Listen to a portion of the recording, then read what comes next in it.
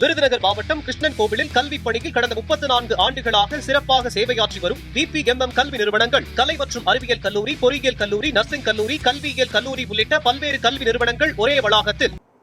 ஒடுக்கப்பட்ட மக்களின் அருகிலிருந்து முதலமைச்சர் ஆட்சி செய்ய வேண்டும் என இந்திய கம்யூனிஸ்ட் கட்சியின் மாநில செயலாளர் வீரபாண்டியன் தெரிவித்தார்.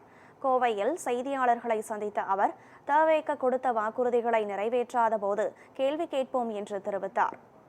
புதிய ஆட்சி முற்றிலும் அதிகாரத்துக்கு புதியவர்கள் பொறுத்திருந்து பார்க்கணும். ஒன்றுமில்ல, மதச்சார்பின்மையில் உறுதியாக நிற்கணும். ஏழை தொழிலாளர்கள், கூலி தொழிலாளர்கள், விவசாயிகள், எளிய மக்கள், தூய்மை பணியாளர்கள், இது போன்று உழைக்கும் மக்கள் நலன் சார்ந்து இந்த அரசு சிந்திக்கணும். நாங்கள் எதிர்பார்ப்பது அதுதான்.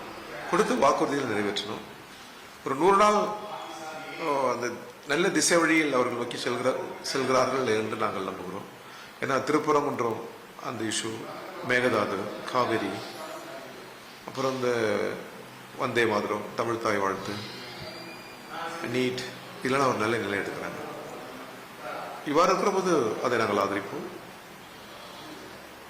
உழைக்கிற மக்களுக்கு இல்லை மதச்சார்பின்மைக்கு எதிரான ஒரு நகர்வு தெரிந்தால் அதை நாங்கள் எதிர்ப்போம். மற்றபடி பொறுத்திருந்து தான் பார்க்கணும்.